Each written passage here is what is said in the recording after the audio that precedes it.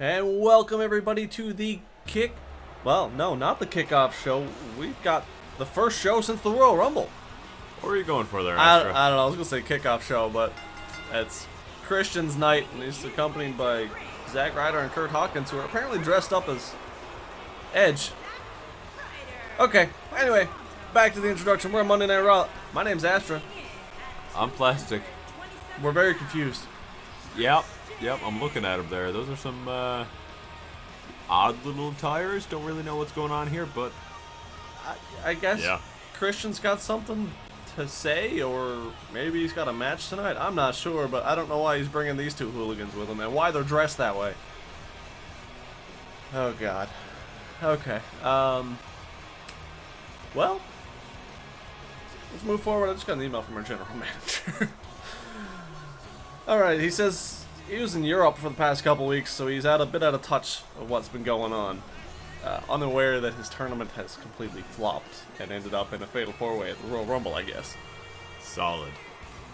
But all things being said, now the no, there they are. Okay, I thought they disappeared. All right, tonight we've got qualifiers for the Elimination Chamber. It doesn't say what matches, doesn't say how many.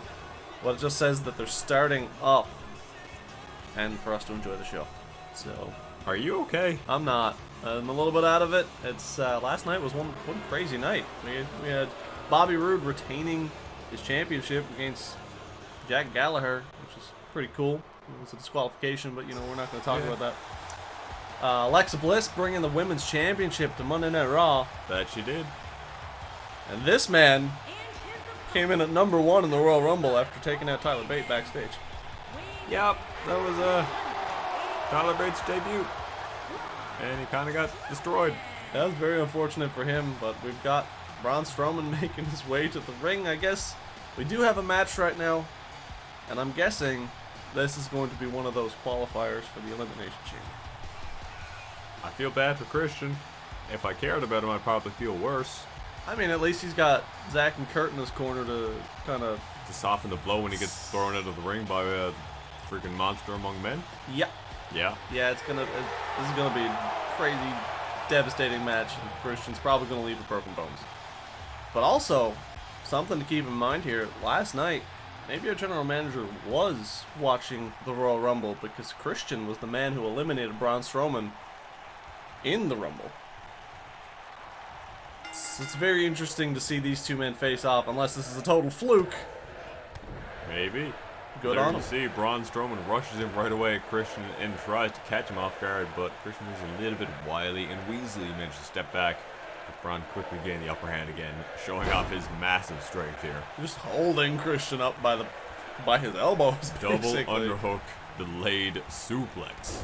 Beautiful. It's Christian turning it around. Big elbow to the back of the head. I'm pretty sure that's illegal, but referee did nothing about it. Braun's pretty pissed at the referee for it, though. Big yikes. Big yikes indeed. As we now see Braun Strowman taking it right back to Christian. A big boot to the stomach. Christian on the ground. That could not have felt nice. Braun's giving some words to the referee. Probably about that elbow to the top of the head there. Wasn't very pleasant, so I can't see Braun being too happy about that. Very confused look on Braun's face, as well as Christian is doing everything he can to take the big man off his feet. He just cannot do it. You had Zack Ryder and Kurt Hawkins on the outside showing a lot of energy and enthusiasm for that little bit of offense that Christian had, but that quickly got shut down by the monster. Braun Strowman throwing him in the corner. Another big elbow to the face. And a huge sidewalk slam backbreaker from Christian. I don't know how he managed to lift Braun Strowman up there. It's incredible, but he probably shouldn't have taunted. He was caught up in the moment. They're really proud of what he was able to do, and Braun Strowman made him pay immediately as we get Zack Ryder throwing in a chair. But the referee's right there. Yeah, I don't think either man can use this chair at all in this match. I don't know what Zack and Kurt are thinking. Maybe hoping that they can distract the referee long enough by sliding the chair so Christian can do something, but I got nothing. I got nothing either, as we see a double axe handle from Braun Strowman to the ropes as Christian rolled out. And now distracted by the referee, Christian coming back in to try and take advantage of the situation. Never mind. He's just going to run away again. Now Braun has the chair. And, okay, throwing it down. Doesn't want to get himself disqualified. I guess he wants to win this match, so almost confirming the Elimination Chamber status of this match. He needs to win. Or he just wants to win clean. Who knows? I don't think Braun Strowman needs a chair, and he knows that. This is Christian we're talking about here. He's going to do what he... All right. So we just see the chair in action as Christian just knocks Braun Strowman out cold, hit the back of the head. This is a very devastating shot with that chair as we see a swinging neck breaker on the chair again. Christian now taking full advantage of the fact that I'm going to call them the edge heads because they're wearing Edge's attire. Distracted the referee. Full advantage of that.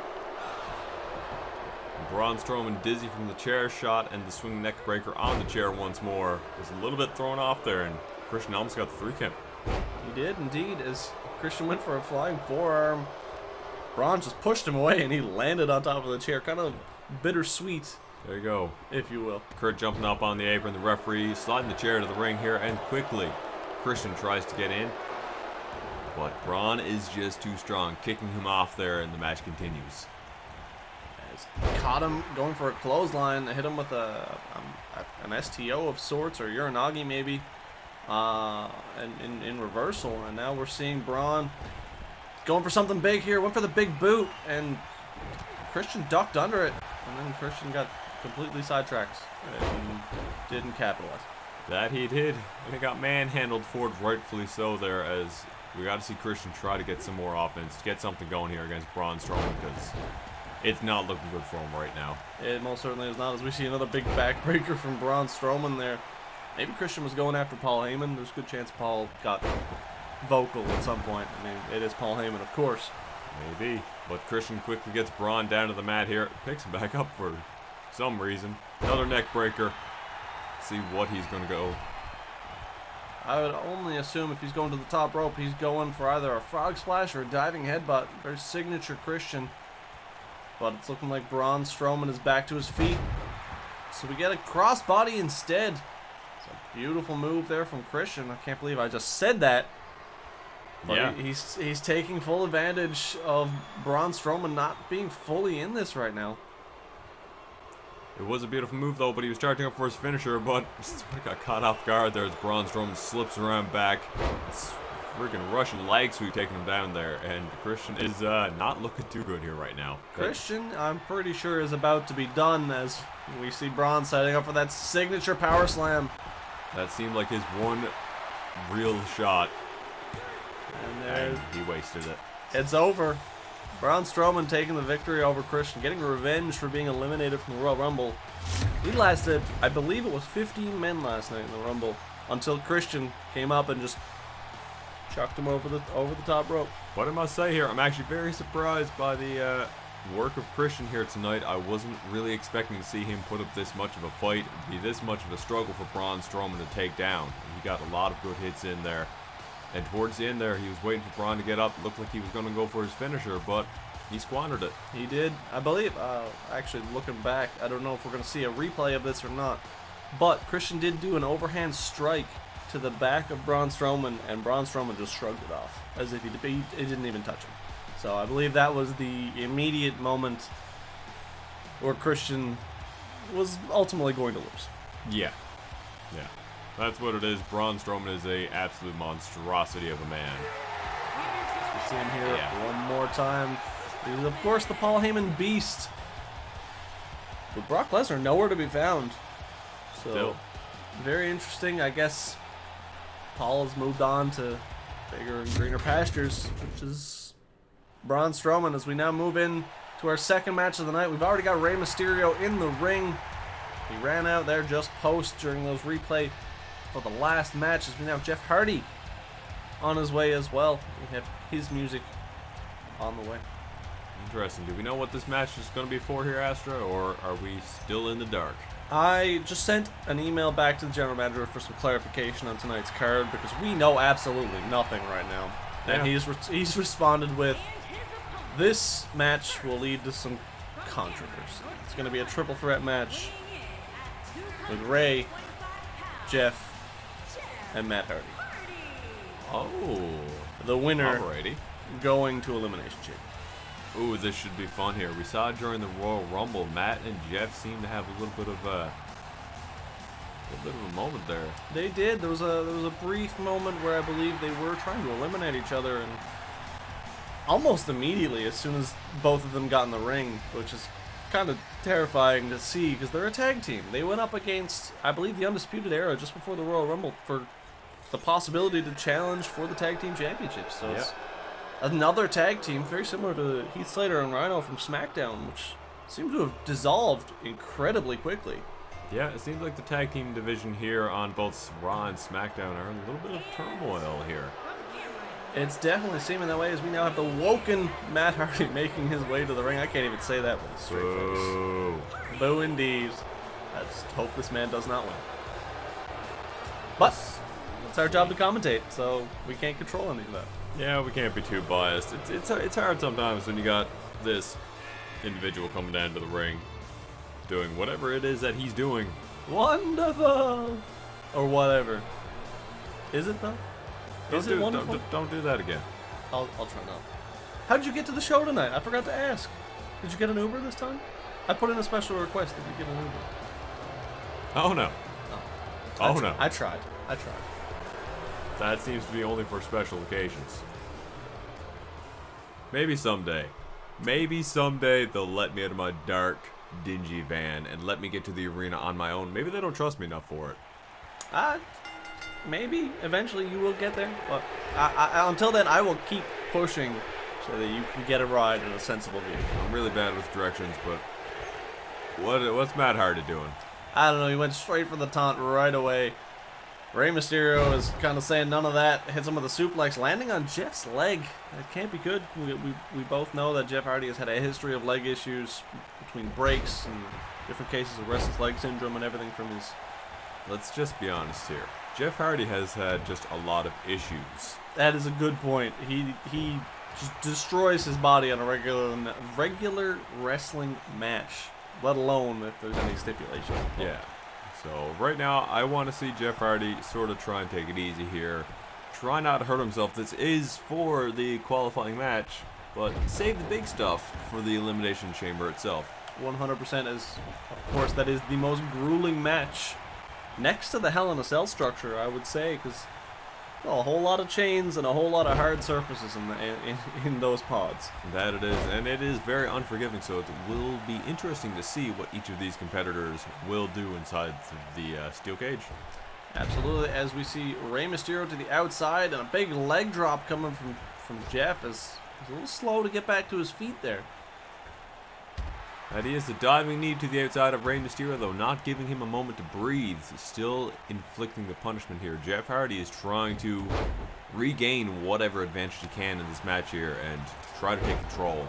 This will be Jeff Hardy's first venture back into singles competition in a long time, so it's very different to see him and his brother against each other, but after last night at the Royal Rumble, of course, we can understand why. These two had a little bit of animosity in that match, so... Yep, this is true there, Astra. They went after each other almost immediately there.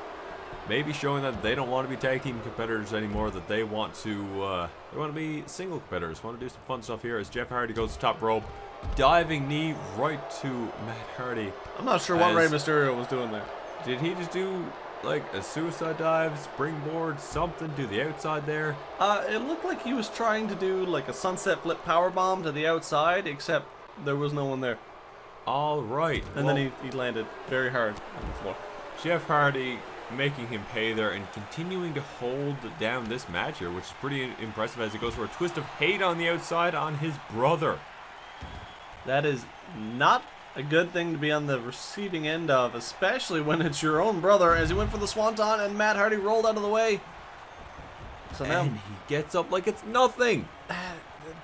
I wouldn't be able to do that. I feel like I would be writhing in pain with the wind knocked out of me. You would think so, wouldn't you? But Jeff Hardy took nothing, saving Rey Mysterio in the corner, but then quickly jumping on him himself. Jeff Hardy seems to be all over the place here, seeming to be the dominant opponent or contestant in this match so far. Absolutely, as he's just absolutely...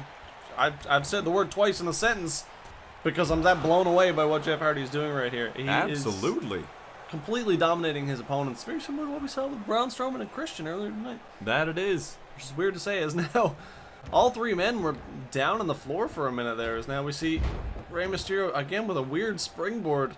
I don't know if he's all there. Maybe his mask is crooked. Maybe. I can only imagine that Jeff Hardy on the outside, the diving knee there hurt him a little bit as we get a bulldog from Matt Hardy. Jeff Hardy tried to go for a diving something. It just came up a little bit short there. I don't think he gauged the distance quite well enough, as Matt and Ray were pretty much on the edge of the ring, as we see a side effect from Matt Hardy onto Jeff.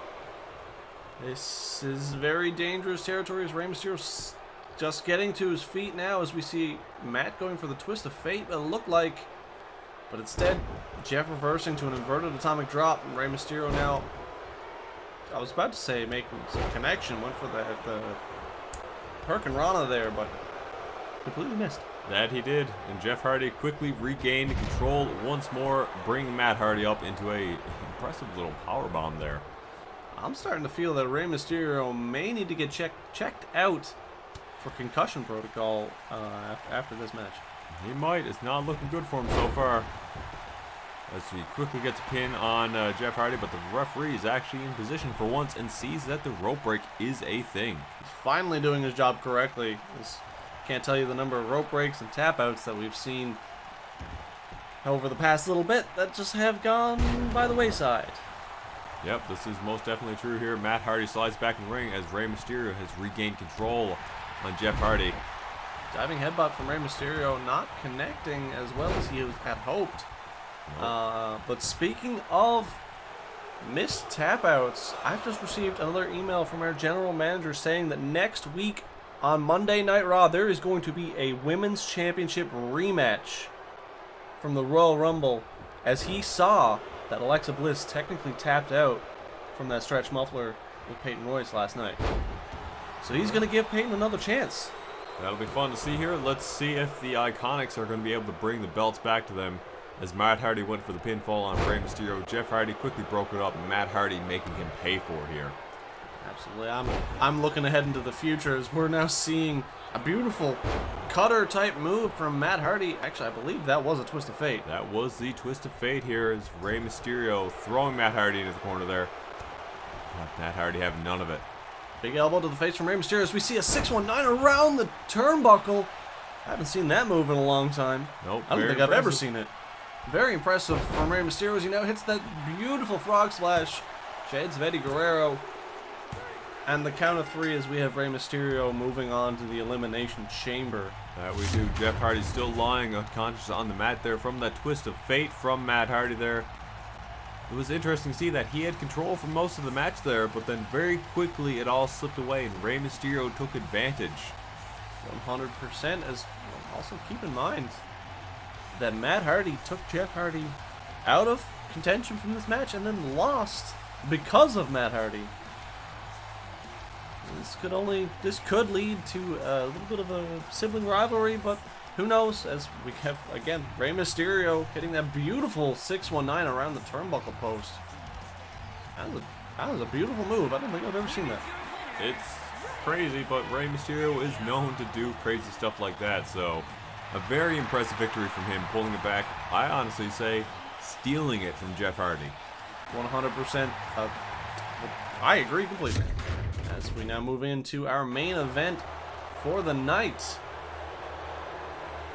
And we have Bobby Roode making an appearance. Bobby Roode, after a controversial yet successful defense last night at the Royal Rumble against Jack Gallagher.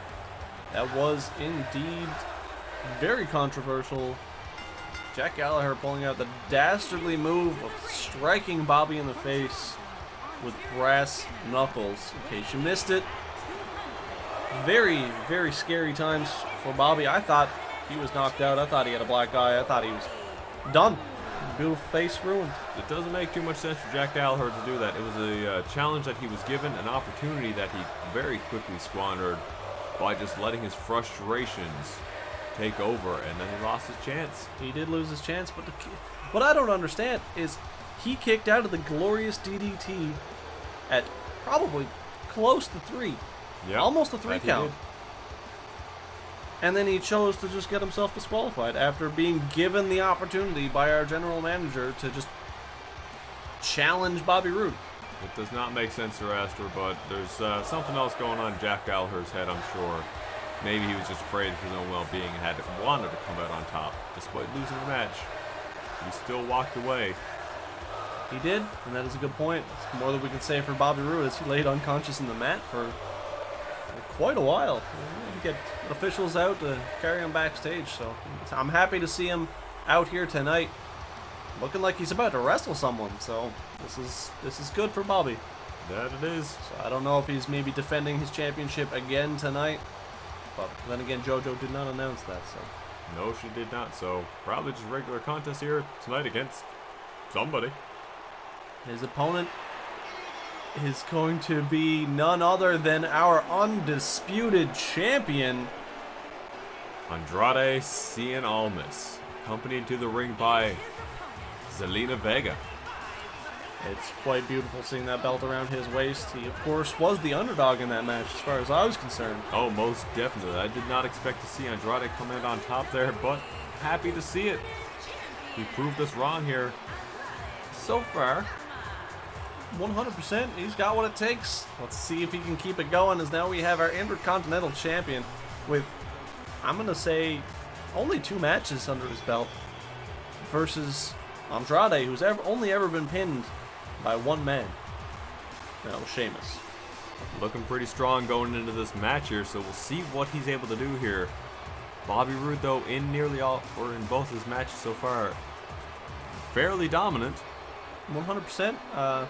Unfortunately, I believe he should have won that match against Jack Gallagher last night, but I just believe Jack Gallagher got lucky and then cheaped out, unfortunately. But Andrade, strong in both matches, except for when he busted Sheamus open. That was not a smart idea. Back on the very first week of Raw, if I'm not mistaken. That was indeed the very first week of Raw. He busted Sheamus open and Sheamus just went crazy. Yeah.